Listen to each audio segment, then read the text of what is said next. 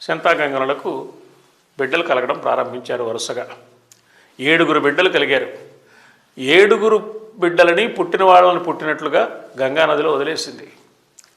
శంతనుడు బాధపడ్డాడు. అయినా నియమం ప్రకారం మౌనంగా ఉన్నాడు. 8వసారి బిడ్డ పుట్టినప్పుడు అతన్ని కూడా గంగకు సమర్పించడానికి సిద్ధపడుతున్నప్పుడు ఆ దేవవ్రతుడి విషయంలో శంతన మహారాజు గంగకు అభ్యంతరం చెప్పాడు. గంగకు ఆగ్రహం కలిగి వెళ్ళిపోయింది. దేవవ్రతుడు దేవవ్రతుడిగా మిగిలిపోయాడు. అయితే ఈ దేవవ్రతుడు ఎవరు అంటే సామాన్యుడు కాదు. ఇతడు దేవతా గణాలలో గణదేవతల్లో ప్రసిద్ధులుగా ఉన్న వసువులు అని 8 మంది ఉన్నారు. అష్టవసువులు అంటాం మనం. పితృదేవతలకు పితృకర్మలు ఆచరించే సమయంలో వసురూప, రుద్రరూప, ఆదిత్య రూపాలని మనం చెప్తూ ఉంటాం. అందులో వసురూపంగా ఈ వసుదేవతలని ఆహ్వానం చేస్తాం మనం.